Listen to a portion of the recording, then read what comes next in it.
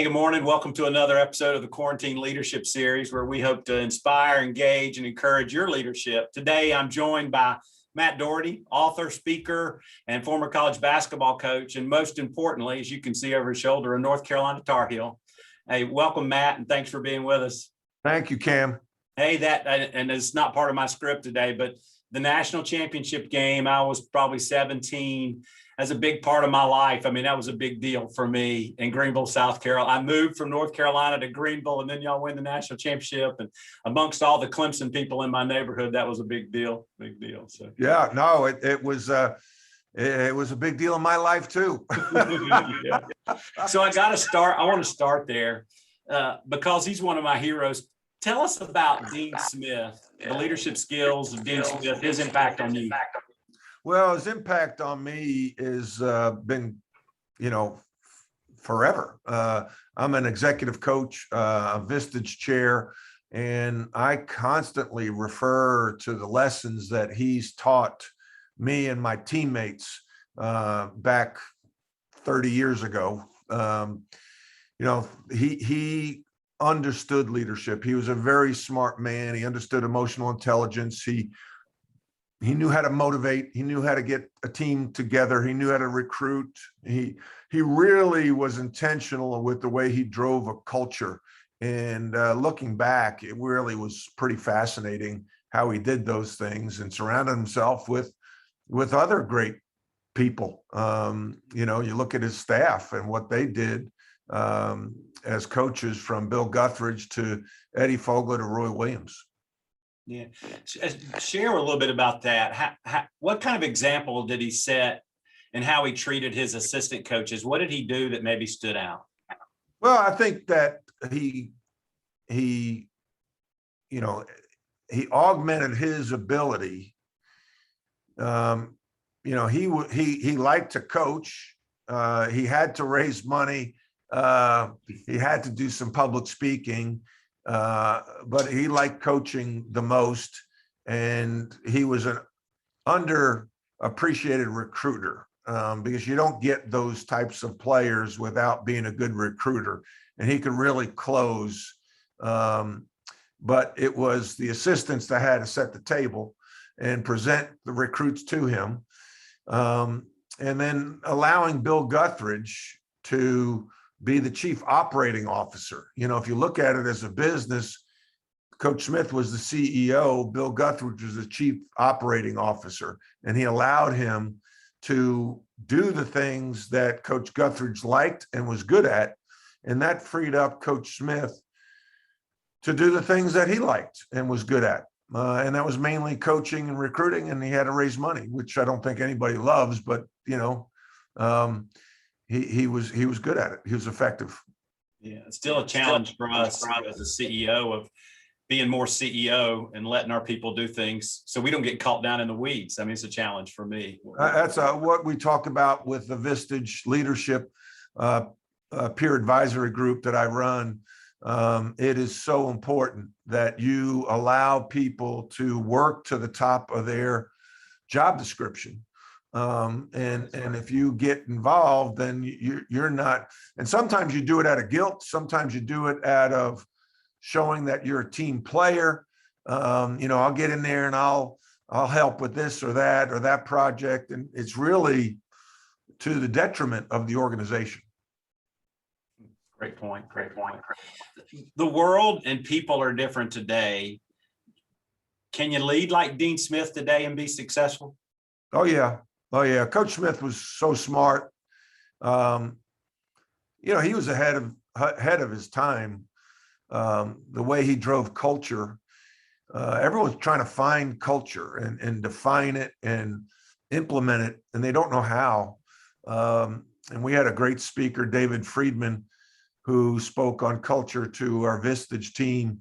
And when he was talking and I read his book, it just resonated with me how progressive Coach Smith was. Culture, people want to be a part of teams. People want to be a part of a community. It's all about respecting the individual and their needs, their wants, their goals. And, younger people want it differently than older people. You have to explain why more, and no pun intended. But Yeah. that when I was playing for Coach Smith, you didn't ask why, you just did it. But as young people would, when I became a coach, I try to explain why in the process, because then the player would be more committed to what you're trying to get them to do. So I think that understanding the different generations, he would be fine with. I mean, listen, he coached for 4 decades. He went from the 60s to the 70s to the 80s to the 90s. He dealt with, integrating Chapel Hill to the, Vietnam War to, the hippies, and, he did just fine. Yeah. And I think that he would do just fine today. Man, that's great. I hope so. I know so. That's great. I host a Y CEO meeting every year where a group of us get together. And this year we're going to share your book, Rebound, with a group. Give us a quick synopsis of the book. Well, I wrote the book. It came out in March. I was hesitant to write a book. It's a big undertaking. I'm like, who am I to write a book? I do a lot of corporate talks, and I am an executive coach, and people would encourage me, hey, do you have a book? And so I wrote the book, Rebound from Pain to Passion, Leadership Lessons Learned, because when I lost my job at North Carolina, I went on a leadership journey and realized that leadership's the most important topic that's not formally taught. And in addition, leadership, and I give a monthly interactive webinar free. If anybody wants to join, August 26th at 8 a.m. You just look it up on LinkedIn. And, it's a skill. Leadership is like golf. It's a skill. You can't just take a class and say that you're arrived as a leader. It's a continual development, working on a skill, like as a golfer. And I know you like to play golf. You work on your tee shot, great, you hit it in the fairway, but how's your chipping? How's your putting? How's your sand game? You have to continually work on all elements of leadership. Otherwise, it'll come back and bite you in the behind. Yeah, that's great. Looking forward to diving into that. So the Wild movement is filled with great young talent who all want to be the boss and the top dog yesterday. They're ready to jump. I've heard you talk a lot about emotional intelligence. How would you coach and give career advice to young, talented people about being emotionally ready for the next job? Well, the first thing I tell young people, I say, it's not hard to stand out. If you show up on time with a good attitude and you're sober, you are a star in any field. It's not hard to stand out. And then I think, there's a balance between being eager and ready. And I always thought that, I was eager and I was ready until you get the head coaching job and you're like, oh my gosh, what did I do? And then you figure it out because there's so many things that happen that you're not ready for. And that's why you need an executive coach. I mean, really, to be able to discuss these issues with, because as we talked before off camera, it's lonely at the top. I mean, it's a success pyramid, and you start out on the bottom because you're technically, you have a good technical skills. Maybe you can run a program, maybe you can recruit, maybe you can raise money, and then you get a promotion. Now you're managing people. You're not so much involved in a technical aspect, and you become the CEO. And you really don't have to know anything about the technical ability. You don't have to know how to turn on a computer. You don't know how to do a spreadsheet. You don't know how to do, pro formas, but you better know how to manage and lead the people that are doing all those things. And that's where the emotional intelligence comes in. And I think really, I talk about the 6 no's of leadership, and I use the acronym STEVIT, STEVIT. And I jokingly say that was a kid I was recruiting. in Wisconsin, who's from Eastern Europe.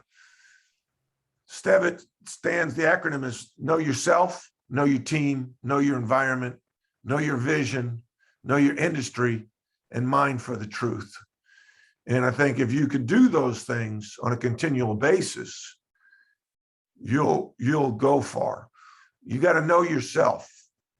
That's probably the biggest thing in terms of emotional intelligence. When I lost my job at North Carolina and worked with an executive coach, and she had me do the Myers-Briggs assessment and told me I was an ENTJ.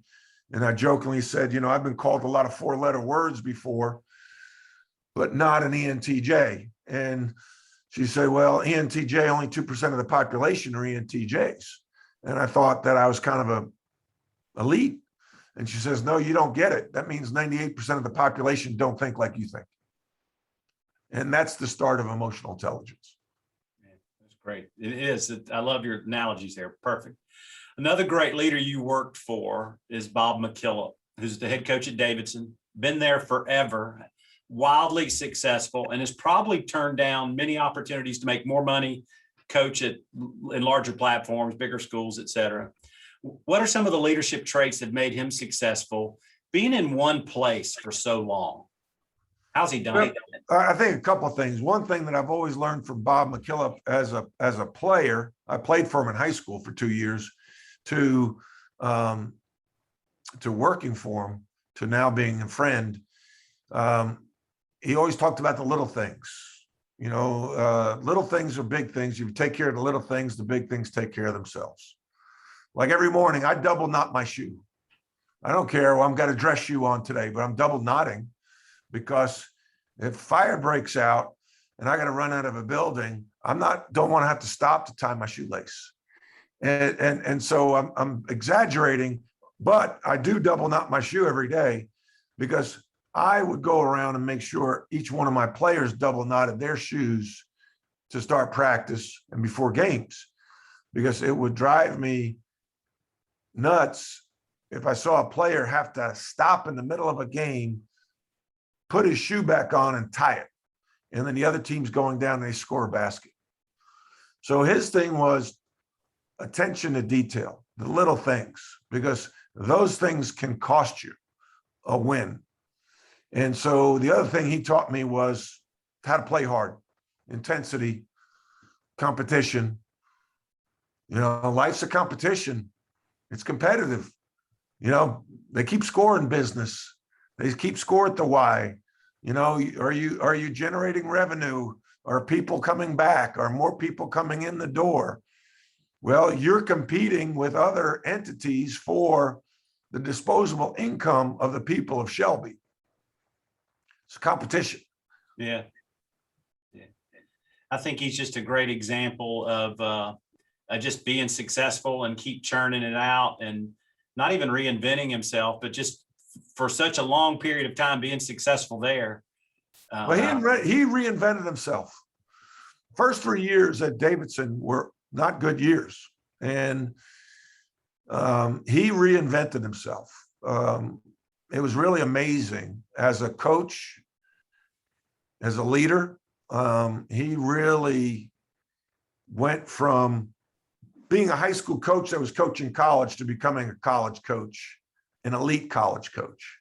And he is a smart man that taught himself Italian so he could go do clinics in Italy. And that helped open up the door to recruit players from Europe. And that's been the lifeblood of his program. So very smart man. Roy Williams would say, if you might be on the right track, but if you're standing still, you're going to get run over. Yeah. You got to get better. Every day. Best leadership advice someone's given you?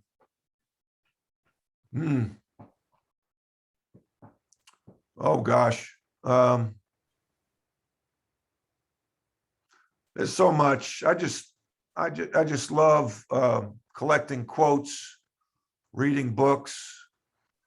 I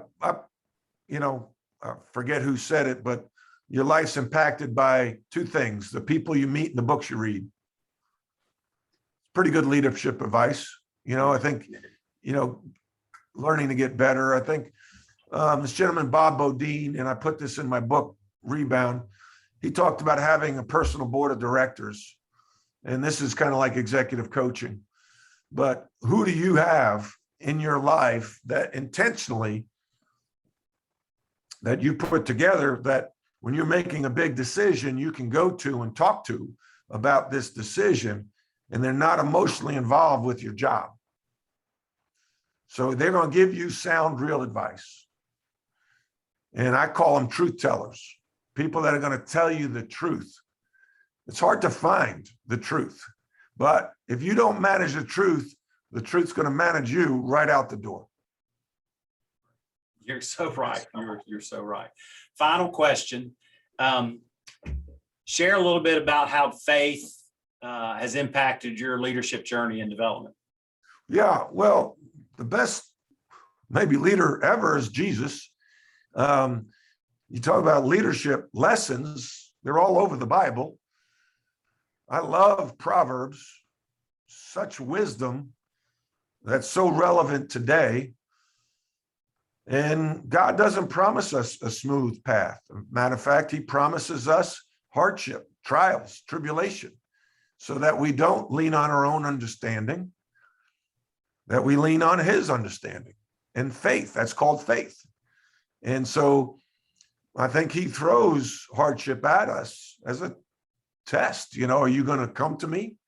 Most people, I jokingly say atheists pray to God when they're driving off a cliff, right? Like, oh, God, save me. Well, they may, that's what hardship does. It brings you closer to Christ. Yeah, that's great.